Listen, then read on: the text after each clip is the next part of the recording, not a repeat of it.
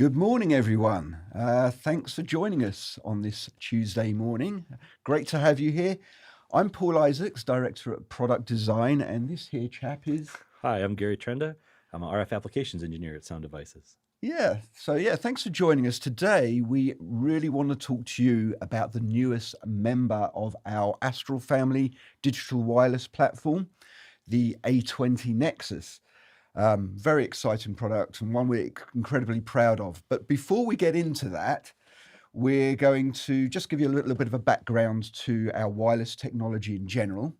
Then we'll do a demo for you of the Nexus, the key features, and then we're going to open it up to your questions and just questions, actually. We're going to be providing the answers, but questions to you. Hopefully we'll be providing the answers. I hope so. Without further ado, let's just talk about how we got here and how did Sound Devices get here in wireless? Well, about 5 years ago, we acquired the famous wireless company Audio Limited, a UK-based company. Very well known for the quality of their wireless, the sound quality second to none. We found that we had a real sort of like common ground and design, similar philosophies as Audio Limited as a company, and we've always wanted to get into the wireless space. We felt it was, we're very much a big player in production sound, and wireless was the missing part of the story. So for us, the opportunity to acquire Audio Limited was just a wonderful opportunity. The first products we brought out, and this is about 5 years ago, were the A10RX, which is a dual channel wireless receiver. And we also brought out a body pack, the A10TX. Very well received, and they've been on the market now for quite a long time. But about a year or so ago, or 2 years ago, we started work on the A20 platform, which is what we call the Astral family. And this is a growing family of products, all utilizing the same sort of core technology. So the A20 family incorporates, the first product we released was actually this dual channel digital wireless receiver, the A20RX. And we've also brought out, just over a year and a half ago, the A20 Mini, mini body pack transmitter.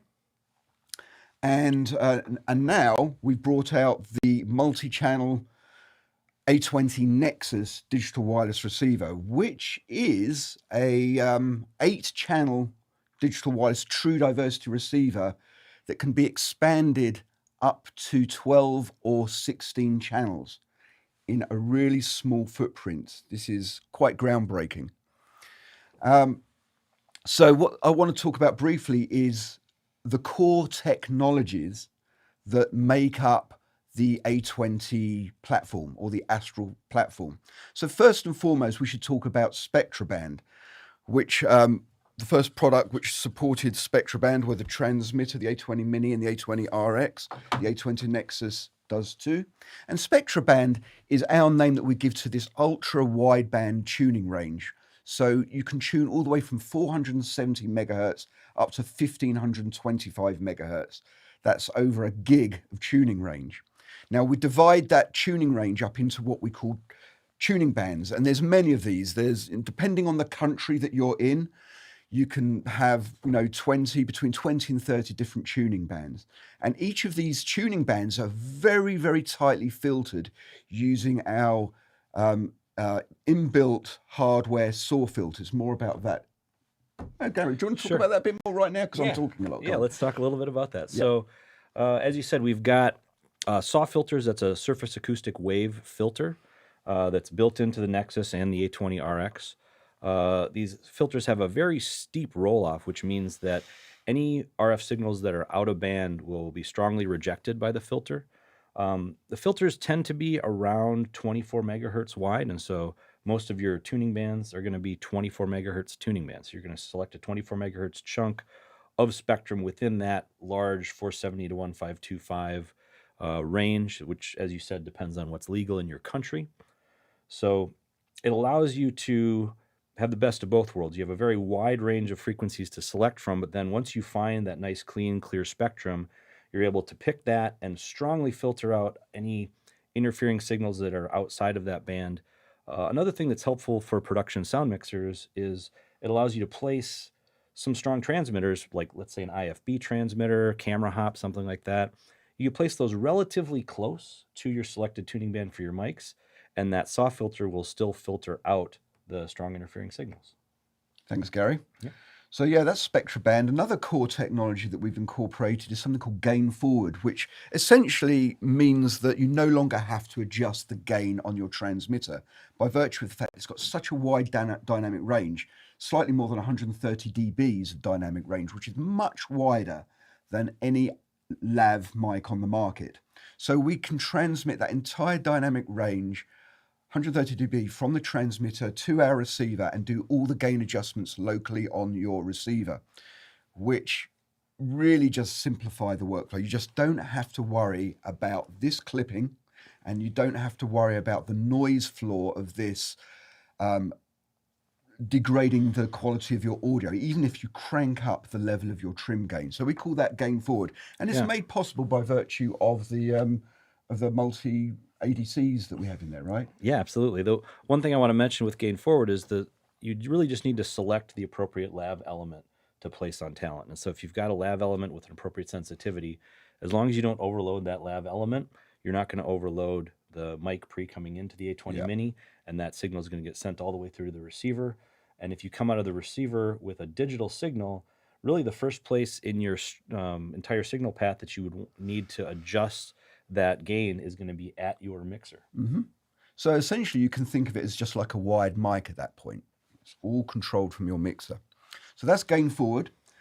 Now, another technology that we have actually just introduced with the A20-Nexus is something called NexLink. And that is the ability to wirelessly remotely control your transmitters from a super long distance from your actual receiver, from the Nexus itself. So we can adjust, things like frequency, RF power, transmitter name, all of these things. Now, the big advantage of NexLink, it runs on a 2.4 gigahertz part of the spectrum, so it's global. There's no special licensing required for it. It's a proprietary protocol. It's not Wi-Fi. It's not Bluetooth. We looked at Wi-Fi and Bluetooth, and both of them are not suitable for this type of application. Wi-Fi because it's power hungry, and also it's like there's only 11 channels within Wi-Fi, and they are fixed, so it's easy for interfering signals to stomp on the communication. With Bluetooth, just the range isn't there. We wanted a backlink or this wireless remote link to our transmitter to be much longer than actually the RF audio transmission forward link. And we've achieved that with NexLink with various clever technologies. Anything more on that? Sure. I mean, a couple of things to think about with NexLink. As you mentioned, Wi-Fi, it's a fast data rate because you're sending large amounts of data. With NexLink, we're sending relatively small amounts of data. We're sending frequency changes or power on off. We're sending time code information. So we can use a relatively small amount of spectrum, and we can have a frequency hopping scheme that avoids other interference in the 2.4 gigahertz band. And it operates quite nicely with other 2.4 gigahertz signals like Wi-Fi and Bluetooth. They're able to interoperate easily, and you don't have to worry about interference or selecting the channels like you might with other protocols. Yeah, and that's what makes it super robust. I mean, this frequency hopping, I think we have more than 200 channels where it's multiple times a second it is jumping between these frequencies. If there's ever a bit of interference comes in, within milliseconds, it's finding a new frequency. So as far as the end user is concerned, it just works. So NexLink is pretty astounding. It's like quite hard to believe how good the range is. I mean, we did some tests in the basketball stadium a couple of months ago, right? Yeah, where it was like you're going through multiple concrete floors, and there's 2.4 gigahertz everywhere, right? Sure, we've done some tests indoors, like in a basketball arena where you can be floors below your receiver setup inside a concourse area, and you're still getting NexLink data transmitting and receiving. As you mentioned, in all of our tests, we've lost audio before we've lost NexLink. So the NexLink range will exceed the range of your audio signal, which is a good thing if you've got talent that's going off stage. You need to be able to still control their pack even when you don't need their audio. Mm-hmm. Yeah, so NextLink gives us that control of the transmitters over long distances from the actual device. As I said, you can change frequencies, RF power. So if you see the RF signal sort of gradually degrading as talent is moving further away, you can change the power. And it will, even if the talent has gone out of audio range, you'll still be able to change their frequency and their power and stuff like that.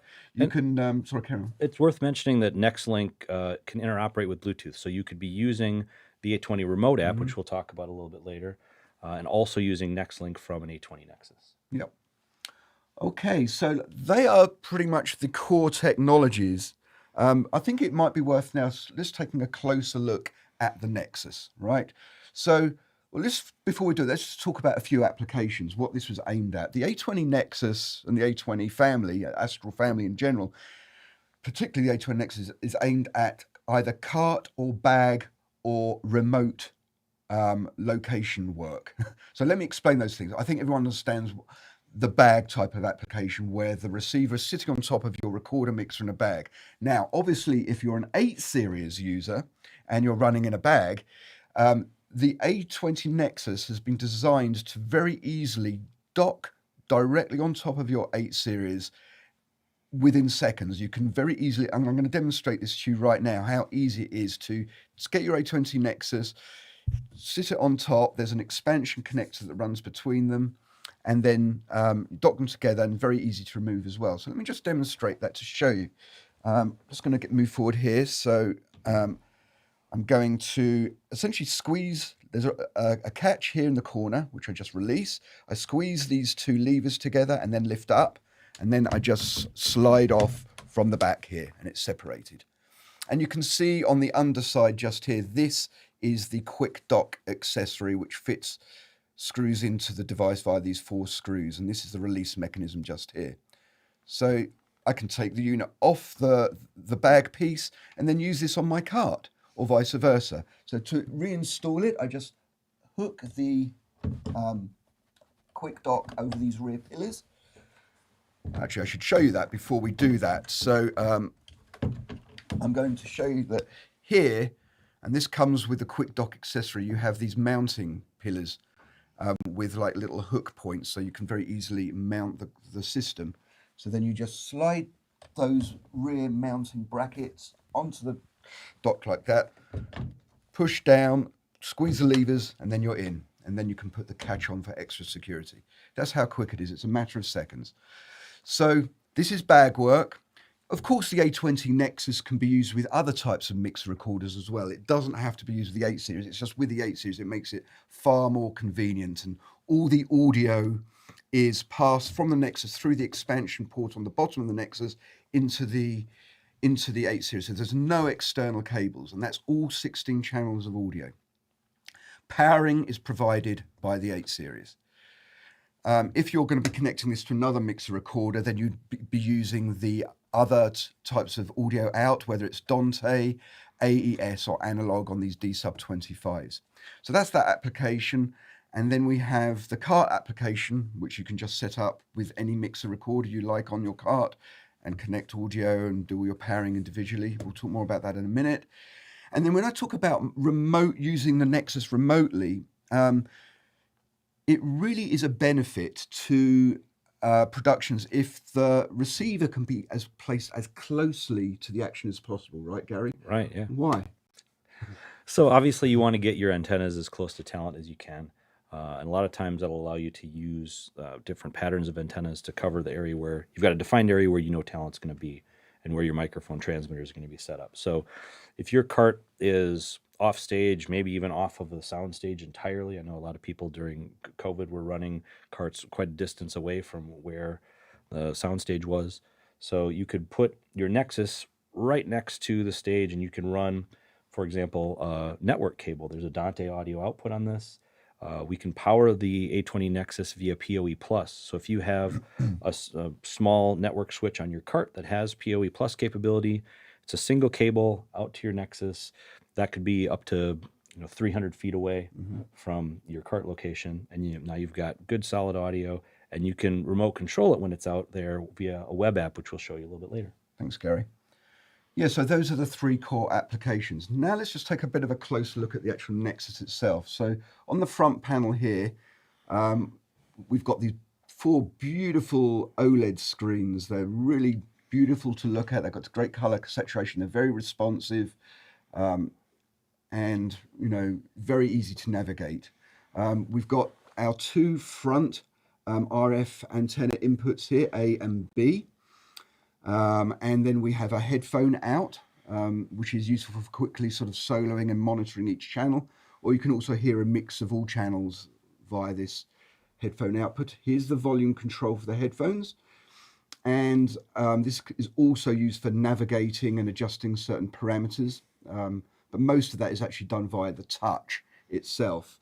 And then we have this little red triangle button here, which is used for bringing up the menu system and navigating the menu, etc.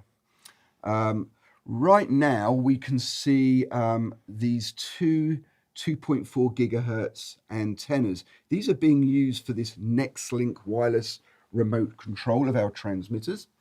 And I'm going to show you how they're connected to the rear panel in a second. But basically, these, if you want to have them mounted on the front, which is typically what you do in a bag type scenario, we have these optional accessories, which are like these extender cables and brackets, which fit to the side panels, which screw in, and then you can mount them here. And these can be adjusted forward and backwards and at an angle to suit your requirements. We should say that all of the brackets to do this are included with the Nexus. Right. And you've got the setup here where your antennas are on the rear of the Nexus. This would be one way you could connect the 2.4 gig antennas. And then we've got the setup over here where the 2.4 gig antennas are on the front. Right. So yeah, this is our, right now we're showing a 16 channel Nexus. And as standard, the Nexus comes with 8 channels. So it's going to look like this by default, 8 channels, 2 per screen. To expand to 16 channels, we have these 4-channel expansion licenses, which can be purchased through our web store and our resellers. And you can either buy a permanent license, or you can actually rent them for 7 days or 30 days. So yeah, please visit our web store to find out more there. But right now we have 2 plus 4-channel licenses installed. That's why we've been able to go from 8 channel to the full 16 channel in one box. Yeah, and that's a good point. So we've added a +4 license to get to 12 channels. We've added another +4 license to get to 16 channels. Yeah. So it's nice, I can bring up, we're going to talk more about this RTSA screen in a minute actually. But here you can bring up a real-time spectrum analyzer on the 4th screen, so you can have a real-time view of the RF environment, which is so important. Once you start using this, you'll never turn back. And that's available on all the different channel views. So we're showing a 16 channel view, but the 4 and the 8 have the same ability to put the RTSA up on the last screen. Right. That's enough for now about the front panel. We can go way more into detail of this a bit later, but let's take a look at the rear panel. Sure. Yeah, I've got some slides up here that we can take a look at the rear panel and talk a bit about the different connections that you'll see on the back of the Nexus. Yes. So first of all, we're looking at the power inputs. How can we power the A20-Nexus? Well, we have 2 TA4 power inputs for redundancy. Should one go, the other, it'll seamlessly switch over to the other. Yeah, and you can have both of these connected. It will just take the highest voltage of the 2. So if you do have 2 different power supplies plugged in, it'll work fine with that. Right. And as Gary mentioned before, the Nexus can also be powered via PoE on the control port 1 there with the arrow pointing to it. So yeah, absolutely ideal for when you're positioning the Nexus much closer to the talent on set. Yeah, and we should mention that's PoE Plus, which is 30 watt PoE. So there's 3 different levels of PoE power. So make sure if you're looking at network hardware that you have a PoE Plus switch, or there are PoE Plus power injectors that you can basically put in line between your switch and your Nexus. And so that could be mounted wherever is convenient for you. Yeah, and also, as I mentioned just before, when you're using it mounted via Quick Dock on your 8 series, all the power is coming from your 8 series mixer recorder. Yep.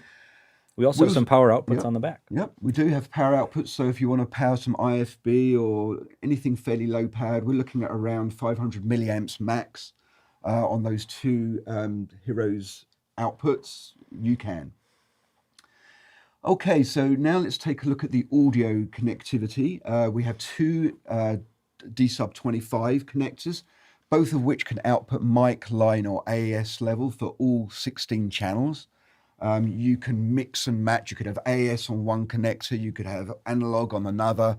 And all of this is while you're still, your Dante is still active. So you've got these three different audio types that are all simultaneously active. Yeah, and if you do have it set up as a 8-channel receiver, you could be sending channels 1 through 8 AES out of the top DB25, for example, and you could be sending an analog out of the bottom. So you have redundant outputs. The other really nice thing about this is that we're not just sending audio in one direction from our wireless receiver to our mixer recorder. It's very important to be able to send audio the other way. So, for instance, with your 8 series, your 888 or Scorpio or whatever, you could send Dante audio from your mixer recorder back to the Nexus and then have that converted via these D-sub 25s to analog or AS, and then use that for feeding some sort of voice of God or speaker or IFBs more local to the actual action on the set. So, and that can all be controlled from your mixer recorder because you can determine what is being sent. That's a really useful feature. Okay, there's another BNC here, which is a timecode and word clock input. And this is really especially important when the transmitters, we haven't mentioned this yet, but the A20 mini transmitters also can act as recorders. They've got built-in recording capability. And so you can send timecode, plug timecode into this BNC port, and when you're set to record only mode on this transmitter, it will send the timecode and they will automatically sync to that timecode and be no drift all throughout the course of the day. So yeah, I mean, it's worth mentioning this timecode input. The Nexus itself doesn't hold timecode. This is essentially where you'd plug into jam timecode to your A20 mini transmitters. So you plug your timecode source into that BNC, and then it's sent via the Nex link out to the transmitters and gets jammed from very there. good point. It's all transmitted over Nexlink, and what you'll see happen is when you plug that timecode in, is after a couple of seconds you'll start to see all your transmitters suddenly start flashing a blue LED in sync, which tells you they're all totally jammed together. And now you can not worry about the timecode at that point. Those transmitters will count dead in sync all day with zero drift. And that's really important if you're doing this type of recording across multiple transmitters. At the end of the day, you can bring the recordings into your computer via the USB-C port on your transmitters and bring that into a utility that we've developed called SD Utility, which can take all those A20 mini files and merge them together into a poly file, all synchronized together. And it saves a lot of effort. Might be at this point, do you think it's worth talking about the power station? Are you sure? Yeah. Because while we're on this subject, we have this accessory called the Power Station 8M. And this is a multi-purpose device. Firstly, it's an 8-way battery charger. So you can just slide your transmitters into the slots, and up to 8 A20 minis, or if you're using the A20 mini with battery doubler, which doubles the amount of duration of the transmitter, you just slide them in and they will then can be charged inside this unit. So you can have up to 4 doublers or 8 standard A20 minis. You don't actually have to remove the antenna off these transmitters because there's holes within the chassis here that you can feed the antenna through. So that saves some time. So that's one thing, charging. But also you can jam all the transmitters that are inserted here via this box as well. If you have a Nexus, you don't really need to do that. But if you don't have a Nexus, then you can do it this way. And simply, there's again a BNC port import on the rear here, which is your timecode input. Plug in the timecode. It will automatically jam your A20 minis, and away you go. Another really nice feature is the USB hub. So if you want to transfer files off of the A20 minis that are in the power station, there's a file transfer port on there. It's a USB 3 hub internally, so you can see all of the different A20 minis show up on your laptop or computer that you plug into. And this can be powered via USB PD, USB PD, or it can be powered via 10 to 18 volts via a TA4 power input. Okay, so that's the power station. And actually, this has got other functionality when it comes to pairing transmitters with the Nexus, but we'll talk about that in a minute too. Sure. So yeah, let's carry on with the rear panel here. We've spoken about the word clock input. We've spoken about the front-mounted 3.5mm headphone socket. So let's take a look at the Ethernet connectivity here. We have two RJ45s and one SFP module. You want to talk about that a little bit here, Gary? Yeah, so we talked about the first network port having PoE plus input if you want to power the unit. All three of these network connections are flexible in that you can determine if you want them to be the Dante connection or control network connection or both. So we've got the ability to segment the Dante network separate from the control network or send them together on the same network port. The SFP port is something that I really think is cool on here. If you're not familiar with SFPs, they're on generally larger network switches. It's kind of a standard bit of network hardware for connecting something other than your traditional RJ45 copper network connection. So a really common thing to do with these SFP ports is to put a fiber optic connector in there. And if you use a dual wavelength fiber optic connection, you could actually have a single piece of fiber optic cable that connects this Nexus box back to the rest of your network, back to your cart. As Paul mentioned, you could have a Dante digital audio connection back to your 888 or your Scorpio. And those fiber optic connections can run for kilometers. So you could remote a receiver really at any practical distance away that you need to. As long as you power it locally, you've got that fiber connection back to the rest of your system, and you're getting Dante and potentially control signals all the way back. Great. And just to show you, we have a dedicated menu for our network, which is accessed via the main menu. You can tap here, and this is where you can choose to configure your ports. You know, which of those ports are for control only, which are for Dante only, or whether you want all the ports to be Dante and control. You've got various flexibility there. And then you can set up your Dante and control networks independently. You can either do fixed IP or DHCP. Yeah, and you can see here we've got it set up for a DHCP server, which basically means your network is assigning out the IP address to the connections. We could also set it up for static IP addresses if you wanted to do that in your network environment. Now, you know, each Nexus can be given a name as well, which, you know, if you're running with multiple of these units, it's nice to be able to see which one you're controlling from the web app, which we're going to bring up now. I think we don't have a connection to your web app right now. Okay. Well, let me work on that while you keep talking about something else. So more about that soon. I'm just going to go to talk about the remaining connectors on the rear panel.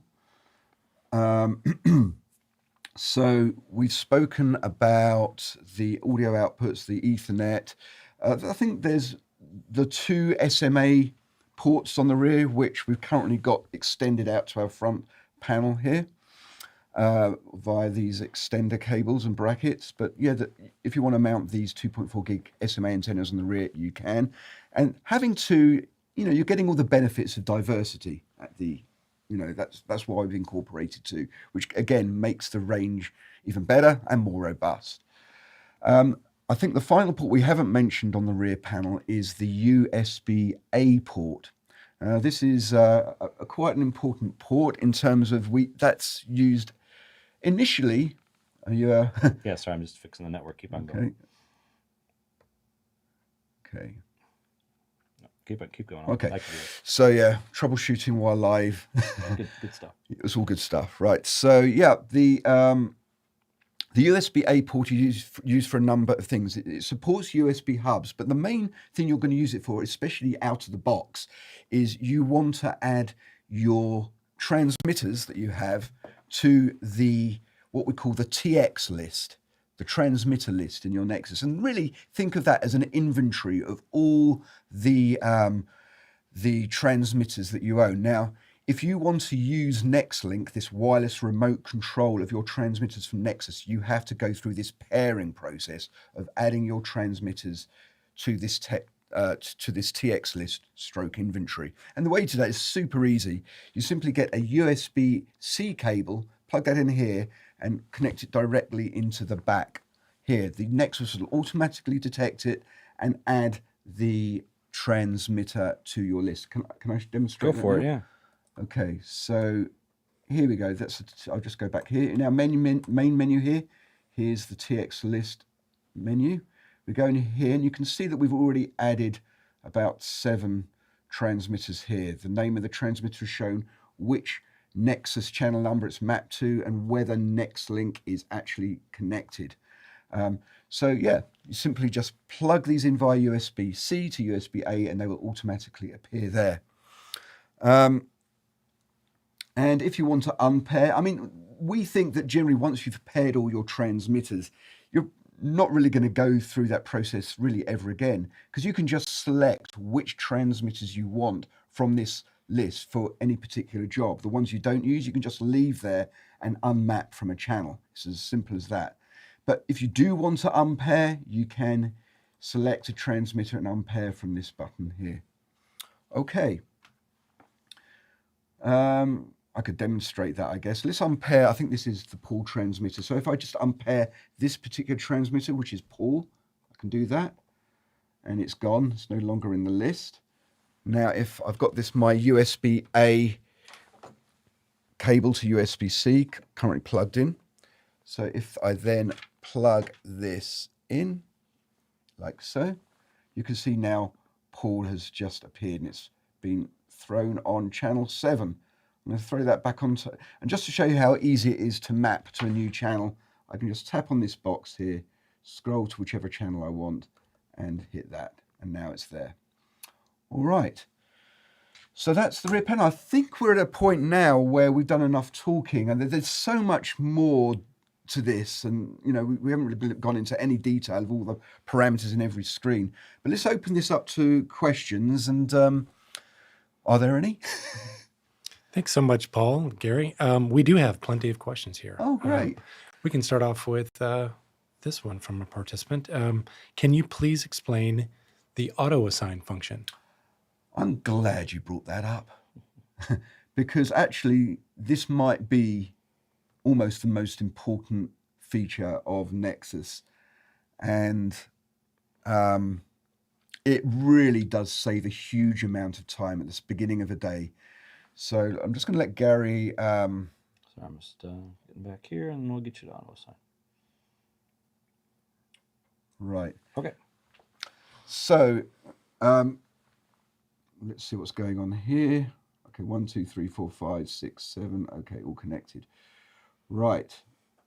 So from our front page here on Nexus, front screen, this is the home screen, we've got this auto assign feature which we can click on, and as you can see, it's bringing up our real-time spectrum analyzer, which is a very unique feature on a receiver for this type of application.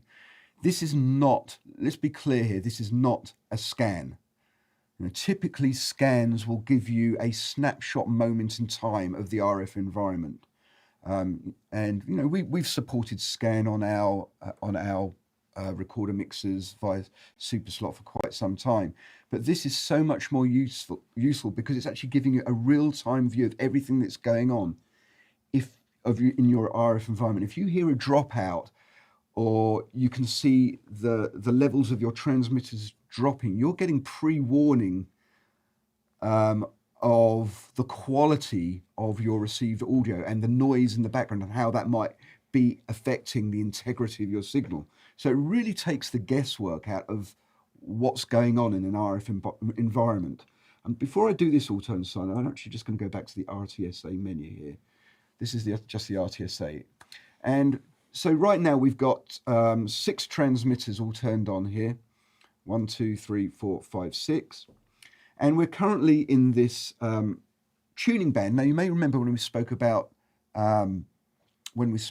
Spectra band, that we have this really wide tuning range from 470 to 1525. We divide that up into these very tightly filtered tuning bands. And you can select these tuning bands from the RF menu or from the RTSA using this button here. So for instance, if I tap that, firstly, it's going to just give me a warning that if you start changing tuning bands, that it's going to temporarily stop the audio. I mean, this is something you're not doing all the time, so it's something you're doing in pre-setup, so that's not a problem. So you just tap OK there, and then you've got this list of all your tuning bands. Now you can see as I'm scrolling through this list, it's actually in real time changing these tuning bands. So I'm literally scrolling through the whole spectrum right now. And what you can do is you keep scrolling until you find something that's really clean and think, oh, that looks good. So let's find an example. Let's do this 653 to 633. This looks really clean. All right, so I'm going to select that now. I've now moved to this tuning band. And now I can just tap this headphone encoder knob here. And I can either manually assign frequencies. Let's just come back out of this again. You can see that there's this cursor, right? This blue vertical cursor. And I can use that for scrolling around. And as I do, I see the frequency and the current level of RF in dBm at those points. So I can even tap around here. So I could find a clean frequency. And then at that point there, I could press my encoder and then manually set that to any of my receive channels. So yeah, let's just say do channel 1. And now it's moved that it's changed the receive channel 1 to that frequency, but because Nextlink has already also transmitted that frequency to the transmitter, the frequency moves along in sync with the receive channel. Right, we've got a transmitter that's linked to receive channel 1. And so By Nextlink, yeah. What we've got set up in the settings is anytime that you change the channel 1 receive settings, send those to the transmitter as well and keep them in sync. Yeah, and that is all, as we pointed out earlier, all set up from your transmitter list here. Okay, you can map to your transmitters to different channels. You can actually also do that from your what we call the 1RX view, which is like a channel view of one particular receive channel. And you can come in here and again scroll through the entire list and choose which transmitter you want to go onto that channel. It's like a bit of a party dial type application. Okay, let's come back to our RTSA. So yeah, I manually set up that particular transmitter to channel 1.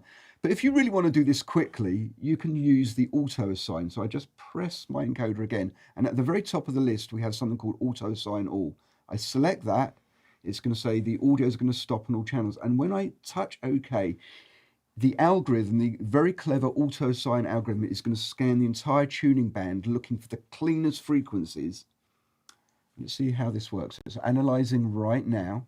And It's Paul, turning off all the transmitters. sorry to interrupt you. One of our questions was, can the Nexus pick the best tuning band first and then pick the best frequencies within the band? So it's scanning the entire range or a specific tuning band? Let's come to that in a minute, okay? So as you can see here, it did the analysis and it found 7 out of 7 clean channels, and it's mapped them already and sent those frequencies to the transmitters and then turned all the transmitters back on.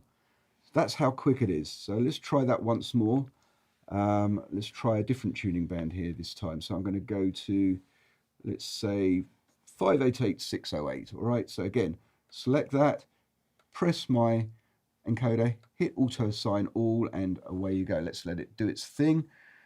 And there we go. It's found the 7 out of 7. These are the overload indicators. And there we go. That's how quick it is to re-coordinate all your transmitters. And it will do that for all 16 transmitters. Okay, now the nice thing about this, by the way, and I'll get to that question in a minute. The nice thing about this also is you can actually set up, this is what I call redundant tuning bands. So at the beginning of the day, you might have found a clean frequency. Yeah, this is going to be my primary tuning band that I'm going to use because it's really clean. But you know what? I want a bit of protection here, just in case some unpredictable RF source comes into this tuning band. I want to be able to go to another tuning band that's pre-prepared. So what I can do is I can then go back to that other tuning band, which I previously set, which was 65363, select that, and it automatically recalls those frequencies that you'd pre-programmed in that tuning band very quickly. So there's no downtime. You're not going to hear it waiting on the sound.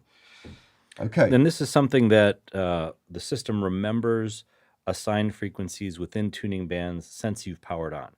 So if you need to save settings and recall them later after a power cycle, there's a different way to do that. But this is just a quick way to save frequencies into multiple tuning bands if you're bouncing between them.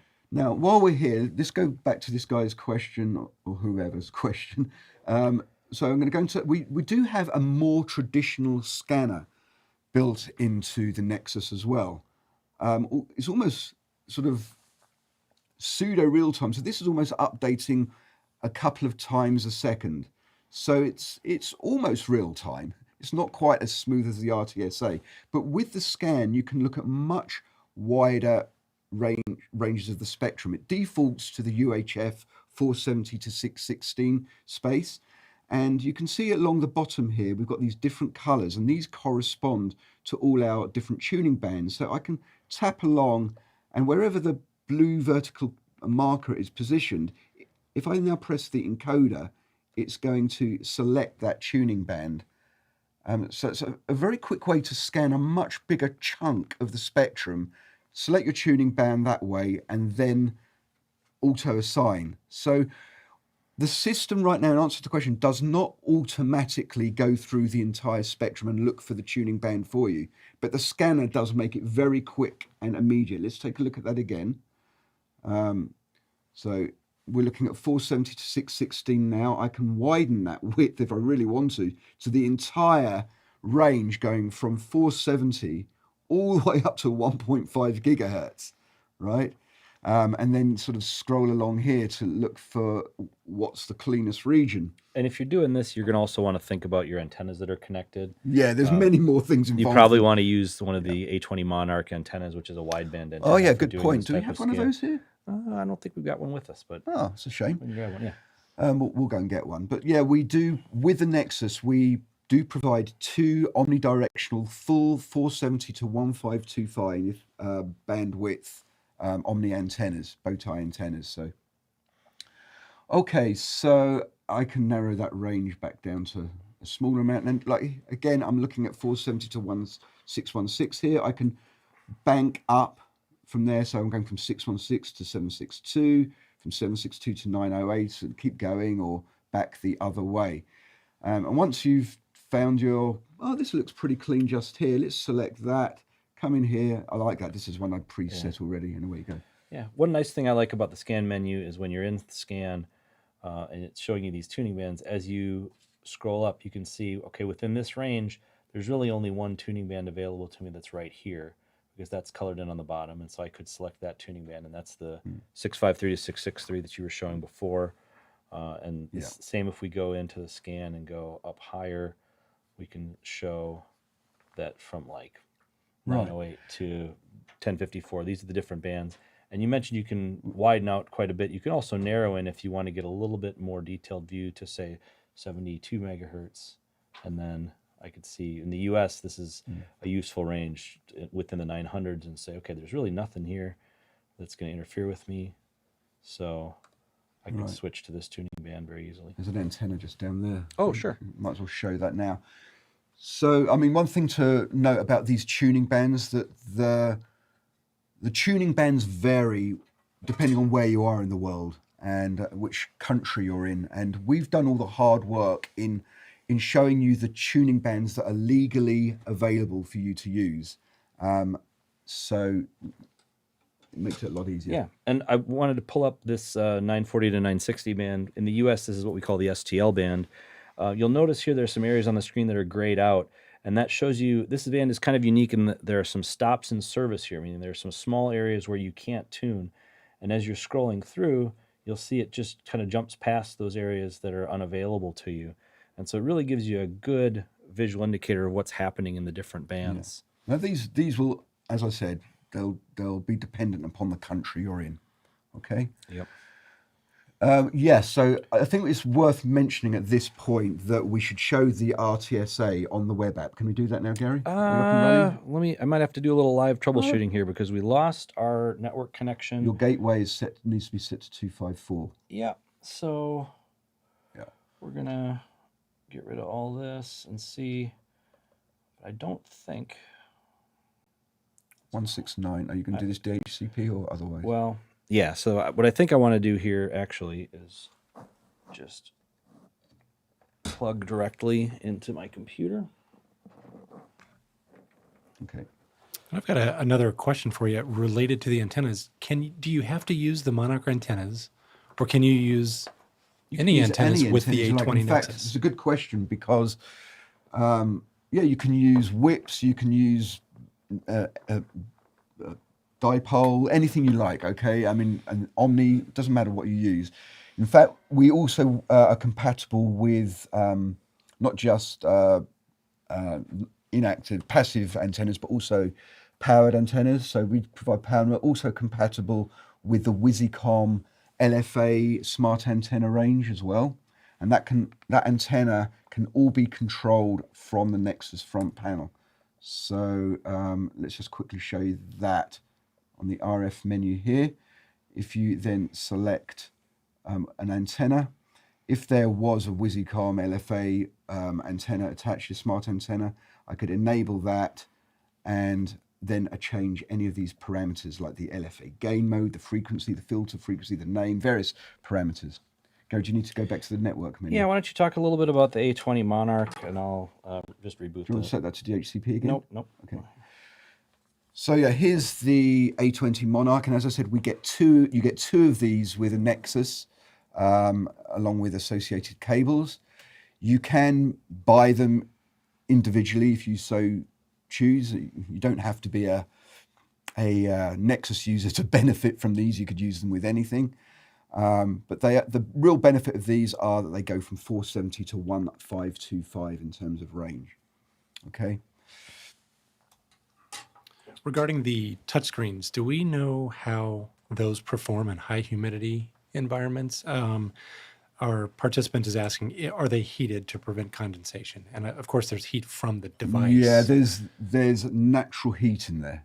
Yeah, in the system. So that would tend to vaporize, probably tend to vaporize condensation as it lands on the screen. Yeah.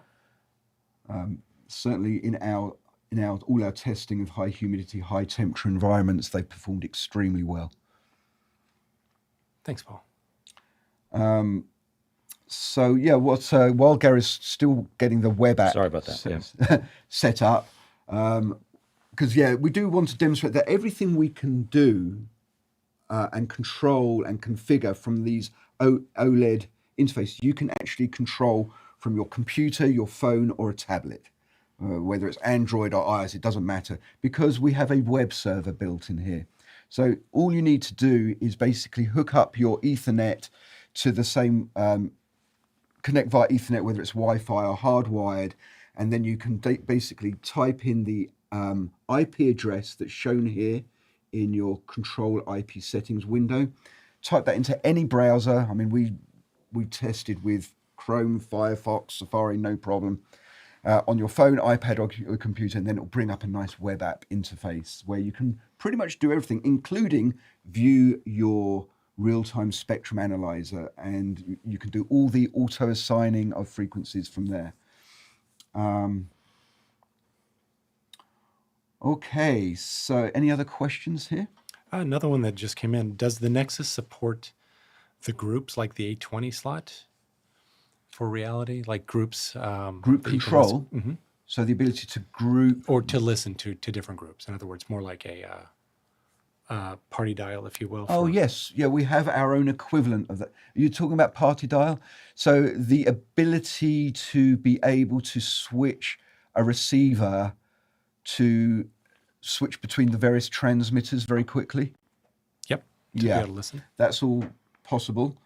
I'm a bit reluctant to change the screen, but basically from your 1RX view, can I show this briefly? Go ahead, yeah. From your 1RX view, so right here, right now, we have our view of a particular receive channel. This is channel number 1, and we have a transmitter right now which is mapped or assigned to this receive channel. So this receive channel can control and monitor that transmitter via NextLink. Now I can choose another, I can party dial just by going through all of our other transmitters which have been paired to this device, and select it and bring that up, and then I'm able to listen and monitor that one. So it's very easy to switch between them. In terms of group control, which is a different thing, we do have the ability to power on off all of your transmitters as a group with one command, power on and off. So you can do that from our TX list just here. Again, so here's all our transmitters, and then we've got this global command. So I can come in here, hit the off button. That's going to send a command to all of the transmitters over NextLink. So these transmitters can be a long, long way away. And you can see now they are all off. There's nothing in our spectrum just here.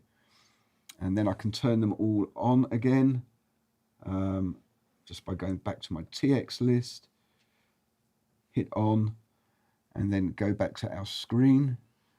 And within a few seconds, you'll gradually see the transmitters come up and turn on. Okay. And then on here, we're going to need to go in, since we're in a different tuning Oh, band. you've gone to a different tuning band. So auto assign. We can do the auto assign in this band as well. Yeah. There you go. It'll take just a few seconds, and we'll find new frequencies in this band. 6 out of 6. There you go. So they've all turned on. Okay, so let's just demonstrate the powering on and off feature again for you. Turn them all off. They've all gone off here. Perfect. And then we can come back to our TX list again, and then hit on, and then come back to our main screen, and you can see they've all turned on. That's how quick it is, which is ideal. You know, if you're having a scene change or you're going for lunch and you don't want to have to go around each transmitter and turn them off manually or via your app, you can just do it all from the receiver right here. Do you want to go back to your network menu? Yeah, let's see if this is, yeah, for some reason this is really unhappy with me after we changed all the network configuration a number of times. So okay, well, we'll come back to that. Yeah. So one thing that we should say, and I think Gary mentioned this just before, is that even though we can control all the transmitters via NextLink from Nexus, you can still use your standard A20 app, which is the app that is used for controlling our A20 minis, and this communicates via Bluetooth. But you can control from the Nexus front panel, the web app, or A20 remote. So here is basically what the A20 app looks like. Go away, Siri. Okay, and so you can make the various settings on each. Center it up on the screen. Oh, so up here? everybody can see it. Yeah. Okay. Yeah. Okay. So yeah, this is what it looks like. We have our list of paired transmitters. I've only paired 5 in this particular case, but then I could do things like group control, turn them all on and off. I can do that from here as well. And then if you look on the Nexus, you'll see that all those commands show up. That one's currently not paired though, so that stays on. So yeah, I can send that again here, and they will turn on. There we go, and they will all turn on. So, and you can, with your group command, if you want to do more type of group functionality, the A20 remote app will provide that too. So you can go into your group menu, you can group mute, you can select mode, you can format, turn LEDs on, off, change the modulation scheme from long range to standard, and adjust phantom power. So that can all be done in a group way. And you can also, if you're in record mode, you can set all your transmitters into record with one global command.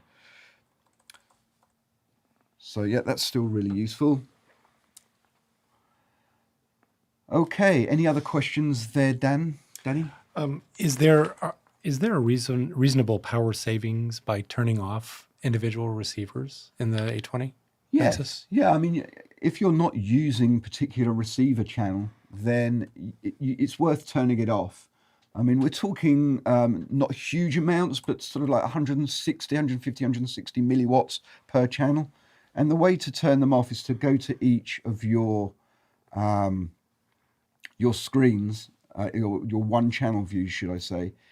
Tap on the frequency button, and there you can turn your receiver off there, and that will save power. All right, and we got the web app back Let's talk about the web after I app. figured out where I messed up with my settings. So let's show the RTSA. So let's just come Sure. to our RTSA view here, and Yeah, I'll go to the There it RTSA is. on the web app here. All right, so a little bit about the web app. This is simply a web page, so I'm going to minimize this down a little bit so you can see. I'm just running Google Chrome. You can see I've typed in the web address of the Nexus right here into Google Chrome. I'm going to run that full screen so it's easy for everybody to see. So you've got your buttons across the top. The home screen is your main screen. You've got these 4-channel rows, which you can collapse all of them if you want. You can see I've got rows for 1 through 4 up to 13 through 16. Expand these out, and you can see the assigned transmitters. This gives you sort of what you're used to seeing on the main display. You've got your A and B receive signal indicator. You've got Q, which I don't know if we've talked about Q too much, but with digital transmitters, Q is a really great metric to look at. It's essentially a quality meter, and so it's showing you your signal to noise ratio, essentially, of your digital signal coming into your receiver versus any of the background noise level. An advantage to looking at the Q for a digital transmitter is if you have an interfering signal that's underneath your transmitter, maybe on the same frequency, your signal strength will stay high, but if you see your Q start to degrade, that's a good indicator to you that you might have an interfering signal that's on frequency to wherever you're tuned to. So with any of these channels, same as the touchscreen on there, I can click in. So if I click into the frequency or click on the individual channel, then I'll see the frequency that's assigned to it. I'll go into a single channel view, and then from here I could click the frequency again and actually retune if I needed to retune manually. I can adjust any of the normal parameters here. I can set the gain. I can change the high-pass filter. I can change the polarity if I need to. I can adjust the power level remotely. Modulation is something we haven't touched on, but there's basically 2 modulation schemes that you can have with an A20 mini transmitter or an A10 transmitter for that matter. There's our standard modulation, which is a lower latency, around 2 milliseconds, and then a long-range modulation, which is 3.9 milliseconds. But with that latency, we're essentially just trading off range for latency. So long range for a lot of folks where 3.9 milliseconds is fine, is a great option for them. And our RF modes here, you mentioned we could set these transmitters into a record-only mode. And outside of the US, you have a record and transmit mode. You can get into all of the different TX settings here, just like you could on the front panel of the Nexus or with the app that you were showing. So everything's built into the web app, just as if you were in front of the Nexus. why don't you show the auto assign again from the RTSA? while we're Sure. here? So if we go to the RTSA, you'll see this screen on your web app, same as you saw it across the 3 screens. And if we want to auto assign, let's change to a different tuning band first. So in our RF settings menu here, we can switch back down to, let's say we want to do 588 to 608, hit OK. So now we're in a different tuning band, and we want to quickly auto assign all of our transmitters. Say yes, we want to stop audio. And you'll see it scanning and assigning clean frequencies to all of your transmitters. Excellent.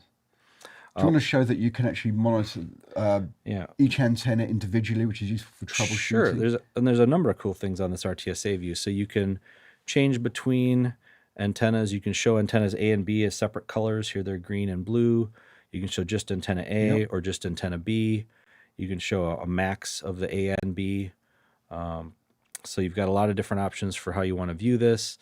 You can click on any one of these transmitters. You see how they're, as you mentioned before, they're highlighted orange to say that these are transmitters that we know we have linked with our receiver. And if I click on the little bubble at the top, it'll bring us back into the view to adjust settings for that particular transmitter. If I bounce back into the RTSA, if I need to quickly move a frequency, let's say I want to put something over here, I can just click and okay, 607,850, I want to assign that. What transmitter do I want to put there? Let's put number 6 there, and you'll see number 6 just goes away and comes back on that new frequency. So there's So fast. a lot of nice things you can do to manage right from the RTSA screen. The other nice thing here is that you can actually export a sort of a CSV and a PNG image of this particular RTSA view, Sure. so that you can use those and archive different these files so that you know you're pre-prepared before you turn up next time on the same location. Yeah, right. If you want to save this scan, you easily just click the save button, and it automatically saves out the CSV and the PNG of this Right, and that displayed CSV spectrum. file can be imported into Wireless Designer and Yeah, there's applications like that. really any popular frequency coordination software, Wireless Designer, Wireless Workbench, IAS, EasyRF, like any of these more sophisticated frequency coordination packages. If you want to have this scan brought in, you can export it right from this window. Let's have a look at the go up into the Power tab. Sure. Just see what we've got going on there. So there's a couple of things there. You can turn on and off your DC outs for peripherals such as Yeah, IFB. we mentioned those Hirozi outputs on the back. Yeah, you've also got a readout of the supply voltage to your Nexus. So if you're running to power issues, you can take a quick look there. And the nice thing about this is you can do this all fully remotely. You could be hundreds of meters away and be able to control all of this. Yeah, stuff. the power monitoring, if your Nexus is mounted remotely, is really handy. Yeah. At the bottom there, you've also got that power, that global power on and off for all your transmitters. So again, you can do that remotely, which I think is really neat. And this is the same function that would be on your transmitter list on the actual Nexus. And then let's go to the security menu. This is important, especially for remote type work, where you have positioned your A20-Nexus far away from where you're working, and you don't want anyone to be fiddling around with the screens or changing settings inadvertently. Yeah. So here you can actually lock out that front panel, and when you click that, it will actually turn off the display and not allow anyone in. And to bring it back, I don't know if I should tell what the secret is. No, don't tell them. But Tell 'em. I'll unlock it from here, Okay. and you can see it. Exactly. Essentially, I'm turning the display off, and I'm turning it back on. The other thing we have here is a password where, let's say your Nexus is on a network that isn't dedicated to your use. If you've got other people on the network that you want to make sure can't log into this web interface, you can set a password that will password protect the web interface to the Nexus. Excellent.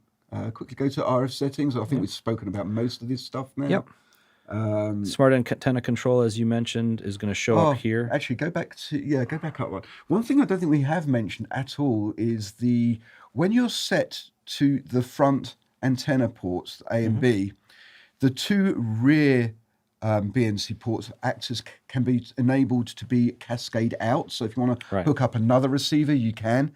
And that's like the full unfiltered distribution, right, Gary? Right, yeah. So what I've done here, you have to go in the front. So because I'm set up to go in the rear, it's a little different. But if I change it around to go with the front antenna ports, now when I select my antenna A, I will have the option to enable a cascade output, which would then be the rear port. So you could come in the front and out the back. Something to know about the cascade port is it's a passive split, so it's fully wideband, but because it's passive, we're not changing the gain at all. That splitter is going to cause about 3.5 dB worth of loss.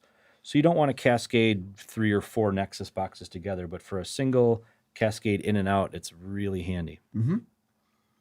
And then you've got your control of your WISI antennas. If you happen to be working with the WISI smart antennas, you can do that from here as well. LFAs, BFAs, all of those antennas. All right, so audio outputs, just a quick... Same thing you were talking before about how do we enable the audio outputs and what do we send there. This, for example, I'm assigning the top D sub output. I can send it to mic, line, or AES signal from the first 8 receive channels. And if you want to use it in reverse, Dante in, convert it to analog or AES, you can, and then feed that to whatever device as well. So, okay, and let's see what else we have for questions. Yeah. It's got another one that just came in. Gary, can you generally show what settings of the Nexus the user can change on the 8 series? I know that's a rather broad. No, there's that's a really good question. But... So We there right now. I mean, if you're used to using like an SL2 with either like A10 or A20 RX, there's an integration where you can control receiver settings from the 8 series. With the Nexus, because it's got really a bigger color touchscreen interface than what the 8 series has for a color screen on it. We don't do control from the 8 series to the Nexus, so you're going to do control from the Nexus front panel or control from the Nexus web interface. And again, this web interface, really you can pull up on any device that's on the network. So even if you wanted to do this from, let's say, a phone or a tablet, all you'd have to do is connect a small Wi-Fi access point to the network port on the Nexus, and you could get to this web interface from really anything you want. I don't know if that's visible at all in shot, or should I point it to the other camera? Okay, I don't know if that's visible, but you can see that when the Nexus is quick docked to an 8 series, you've got your 8 series display, but this is so easy to access any of the commands directly from the OLEDs. It sort of seemed like a totally unnecessary thing to actually implement that U GUI on the 8 series itself. Yeah. Another thing we should talk about is, we're obviously very cognizant of the power draw from this device when it's docked. And we wanted that power draw to be similar to what an SL2 with a pair of A20 receivers would be. And so there are some things that we're going to disable when you dock to an 8 series. So we're disabling the Dante connection. We're disabling those D-sub outputs. So really what you have on the back is you have the control port connection still to get to that web interface that we're talking about. You've got the ability to connect USB-A to sync receivers, but most of the rest of the back panel functions are going It to might be worth disabled. mentioning, in the early release, we disabled the DC outs as well. But now that they're active. Backed by popular demand, we've got the DC outs now And when this- it's docked. Yep, and this just came up that any potential of having use of the power outputs when connected to an 8 series, even 200, 250 milliamps would be helpful. Yep, and going between card and Yes, you can. and Now you can. Yeah, in a So- recent firmware update, we did enable that. All right. Another question: can you discuss the difference in latency between discuss the latency and different modulations with Dante? Sorry. Sure. Oh, with Dante. So yeah, we talked about there's if we say standard modulation is 2 milliseconds, that's from the microphone in on the A20 mini transmitter to the analog out on the A20-Nexus receiver. And we say 3.9 for the long range of modulation, same thing, microphone in to analog out. Then if you're going to send that signal over Dante, when you're configuring your Dante network within Dante controller, you have latency options in there as well. So you're just going to want to understand what additional latency there is on the Dante network. But there are options on the Dante network to be less than 1 millisecond. Yeah, I think it goes latency. down to 0.25. Yeah, 0.25 is the shortest millisecond, latency on a Dante. But network. you've got to test that depending on how busy that network is and set accordingly. So Right. The reason that Dante gives you those options is because you're adding latency gives you more of a buffer for your audio, and so that you have to have a pretty fast and reliable network to crank that I latency. mean, all the way down. generally, if you're just going between your Nexus and your laptop, you could probably set it to the lowest setting Absolutely. and not have any issues at all. So that's what I'd recommend. That's where I'd start. And there are some people that will, plug in a small switch, configure the network. Let's say it's just a Nexus and a Scorpio, for example. Plug in your laptop, configure with Dante controller, remove the laptop, and then you can plug directly from your Scorpio into your Nexus and have a Dante connection there without even a network switch. It will remember the routing forever until you change it. Yep. Can you discuss how you would use 2 A20 Nexus units in a system? In any specific application, Nothing given, just Imagine if you wanted maybe two of when them you on the want cart to. because you've for got... 32 channel operation or for redundancy or Let's both. talk about both, yeah. Go on then. Sure. So, there's a number of things you can do. I think as you're starting to add Nexus devices, you're probably going to start thinking about using that Dante connection more, right? So let's say you had a Scorpio and you wanted to set up 2 Nexus boxes with it. You just send the Dante out of the Nexus and go into the Scorpio, and you could feed, all of the Nexus channels into that, and then record them locally. There's not We talked a little bit about the cascade connection. So with 2 Nexus devices, that's fine. Just think about that 3.5 dB worth of loss through the cascade output. But you could come into the first Nexus with your antennas and then cascade out to that second Nexus. Power both of them with the TA4 jack on the back. And in terms of control, you could have both hooked up to the same browser and put one on one tab and the other on the other tab, so it's very quick to switch between the 2 Nexus to control them. Sure. So that would be a very neat and very capable 32-channel system. In terms of redundancy, well, it's a one-to-one relationship in terms of NextLink for controlling a transmitter. Only one Nexus can be used to be the master controller for each Nexus transmitter, and that's dependent upon what's in the transmitter list that we've paired the transmitters to. If you want to, you could have your other Nexus set to the same frequencies as what those transmitters, and you'd be picking up the signal and they'd be working fine as digital wireless. You would just only be able to control from one of the Nexuses. Right. Yeah, you need to pair your A20 Mini to a Nexus, and that NextLink control is locked into that from that one Nexus to that one transmitter. It's been a reasonably common request from people to say that we'd like to be able to very quickly hand off between one Nexus and another, and we're certainly evaluating that at the moment. Yep. Just a few more here. Can you please speak about the advantages of digital wireless as opposed to Sure. I mean, I think analog? the thing that people are used to with analog wireless is the companding with the audio, which means that your dynamic range of your traditional like FM analog wireless is a smaller dynamic range than what a digital system would have. We've quoted this system as having 130 dB of dynamic range. A great dynamic range for an FM system is maybe 90 dB. So you're going to have some compression on one end and expansion on the other to try and improve that dynamic range with the system. And then there's some audio artifacts that can come along with that. Additionally, just the robustness of the signal. We see users operating at generally lower power levels with digital systems and still getting very good clean audio, where with a traditional analog system, you generally need higher power levels for that same type of performance. You need a higher signal to noise ratio. Background interference can be more of a factor with the analog system. So there are a lot of advantages to just the audio quality and robustness of signal with the digital system. We shouldn't forget about the density and the efficient use of the spectrum, right? Yeah, the digital systems, generally speaking, are more resistant to producing intermods. And when RF guys talk about intermod, what they really mean is as you get two transmitters close to each other, you can get some regeneration of signals, which is sort of like audio harmonics, right? So third order intermod products are the first things you'll start to see as two transmitters get in close proximity.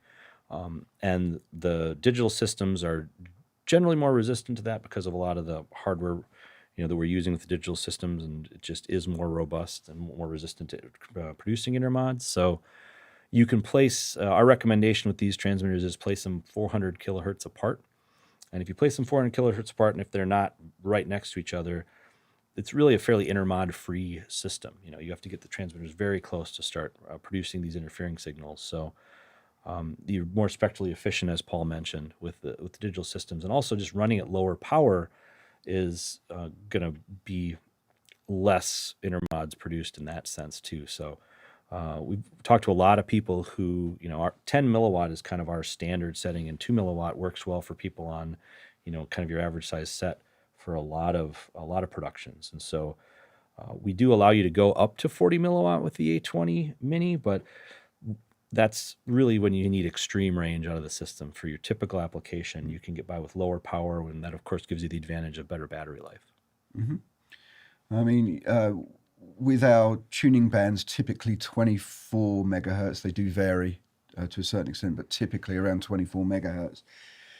If you were to place, and if that tuning band was fully clean, like this particular tuning band we're looking at right here, and you place those transmitters right next to each other, 400 kilohertz apart, you'd only be using, for 16 channels, which is what the Nexus is capable of, you'd only be using around 7 megahertz of that 24 megahertz width. So there's plenty of headroom there to find more space. Obviously, that problem that can be more upon in a crowded environment, in inner cities. But Sure. even then, that you have still got a lot of flexibility with the availability of different tuning bands. Number one. Yeah, the idea with Spectrum Band is that you can find a 24 megahertz chunk that has a good amount of available spectrum. Yeah. Let's see, just a few more.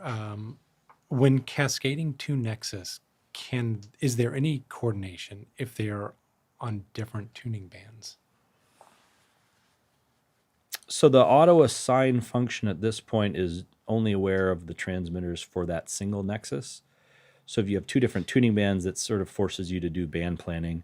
And so your auto assign function for Nexus number 1 would coordinate within tuning band number 1, and your auto assign function for Nexus number 2 would coordinate within tuning band number 2, and those are going to be separated out. I don't know if there's a lot of people that are using two Nexus devices in the same tuning band. Is that what the question is? What in the same tuning band or the different? Because if it's different tuning bands, obviously you've got double the amount of usable space.